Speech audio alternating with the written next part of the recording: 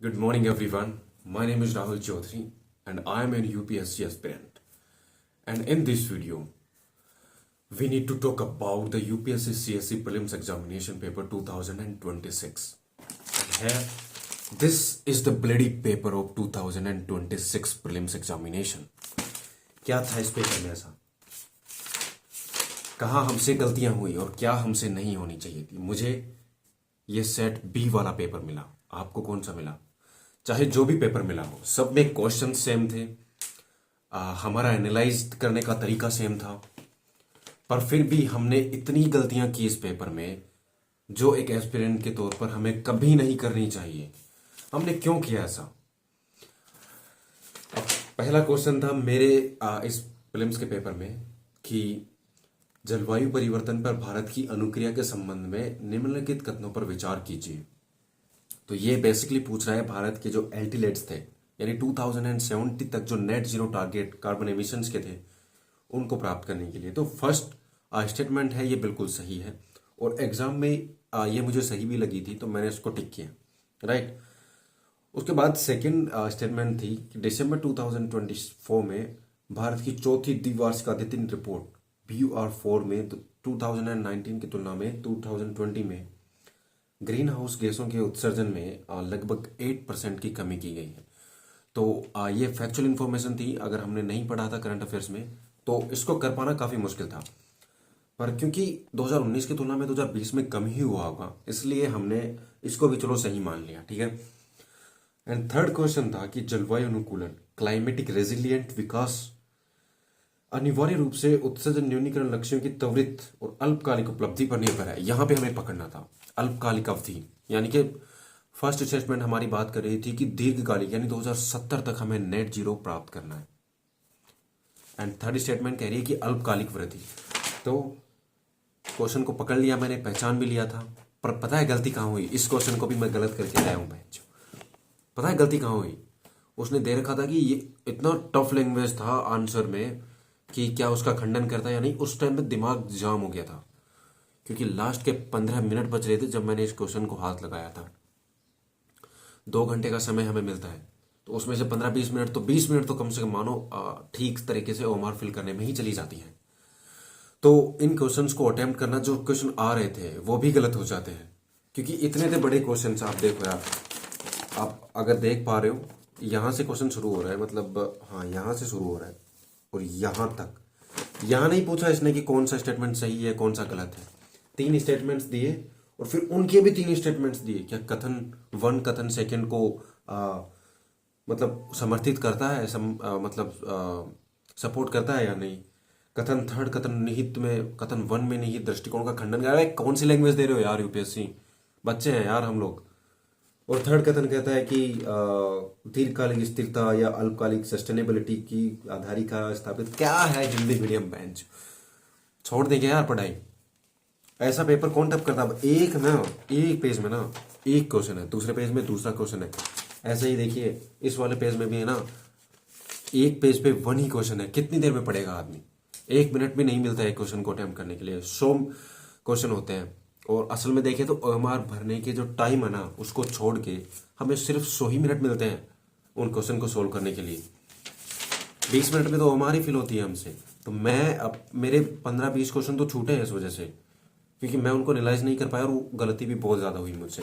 जितने क्वेश्चन सही हुए हैं ना इस प्रीलिम्स में, उतने ही गलत हो गए, क्योंकि इतने बड़े स्टेटमेंट्स वाले क्वेश्चन यूपीएससी को नहीं डालने चाहिए थे यार। मान लिया कि आप पॉलिटी से आप क्वेश्चन पूछ रहे हो, चलो पॉलिटी से अच्छे खासे क्वेश्चन थे। 5th शेड्यूल 6th शेड्यूल का क्वेश्चन था, एक आर्टिकल्स का था, और यकीन नहीं मानोगे आर्टिकल्स वाला मेरा क्वेश्चन सही था, पर 6th शेड्यूल वाला जो क्वेश्चन था ना, एनालाइज करने का टाइम नहीं मिला।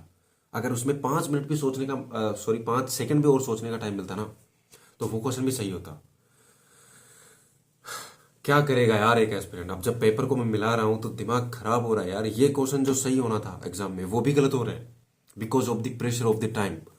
टाइम प्रेशर इतना ज्यादा रहता है कि क्या ही करे एक इंसान।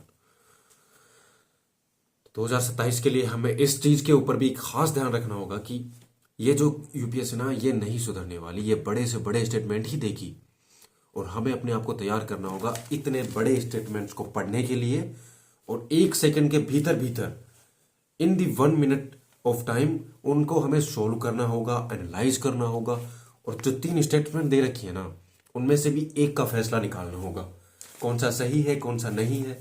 पहले ही कितना मुश्किल होता है यार, इस हिंदी मीडियम चाहे इंग्लिश मीडियम किसी भी लैंग्वेज उठा के देख लो, फ्लेक्सिबिलिटी वगैरह इतना, मतलब इतने बड़े बड़े वर्ड्स यूज किए हैं ना दोनों ही पेपर्स में कि खत्म हो गया यार बेटा। और रही बात सी सेट की, तो सी सेट भी काफ़ी लेंदी दिया है इन्होंने अब की बार।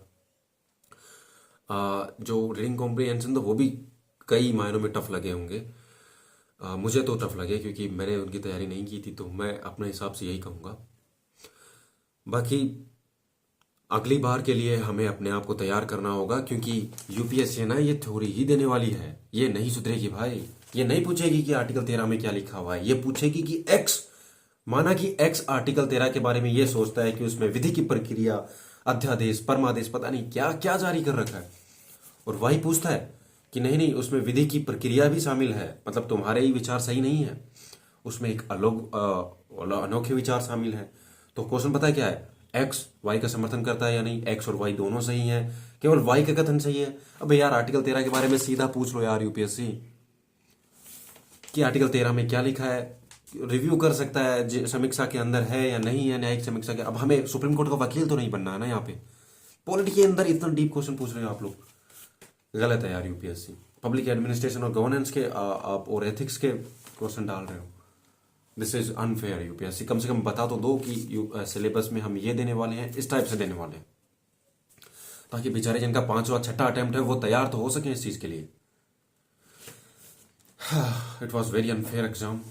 कम से कम सिलेबस के अंदर से चीजें आती तो बेहतर होता, पर ऐसा नहीं हुआ। क्या कर सकता है एक इंसान। खैर, अब इस पेपर को हम एनालाइज करेंगे, आज इतना टाइम नहीं है क्योंकि वीडियो ऑलरेडी काफ़ी लंबी हो चुकी है, कि मैंने पॉलिटी में क्या गलती की, मैंने इकोनॉमी में क्या गलती की, जियोग्राफी में, एनवायरनमेंट में, हिस्ट्री में, as well as the current affair and miscellaneous topics like international relationships and the संगठन्स, जहाँ पे मुझसे बहुत ज़्यादा गलतियाँ हुई। जो क्वेश्चन मुझे आते भी नहीं थे उन्हें मुझे छेड़ना ही नहीं चाहिए था साला, और वो सारे ही गलत होने की कगार पे आके खड़े हो गए। And this because of this lengthiness of this paper my whole year was run. पूरा साल बर्बादी की कगार पर जा चुका है। समझ नहीं आ रहा क्या किया जाए। अगली बार के लिए फिर से उठ खड़ा होना होगा, तैयार होना होगा हमें। बाकी आज के वीडियो में हम इतना ही रखते हैं। अगर आप एक एस्पिरेंट हैं या एस्पिरेंट बनने की सोच रहे हैं तो चीज़ों को ऊपर ऊपर से पढ़ने से काम कभी नहीं चलेगा। गहराई से पढ़ो, डिटेल में पढ़ो, खुद से भी एफर्ट्स डालो उसमें, तब जाके हमें कुछ मिलेगा दोस्तों। तो आज इतना ही रखते हैं। Thank you very much guys. आने वाले वक्त में चीज़ें बहुत मुश्किल होने वाली है यूपीएससी के लिहाज से, तो कुछ भी छोड़ नहीं सकते आप लोग। तो आज इतना ही रखते हैं। Thank you very much. जय हिंद, जय भारत।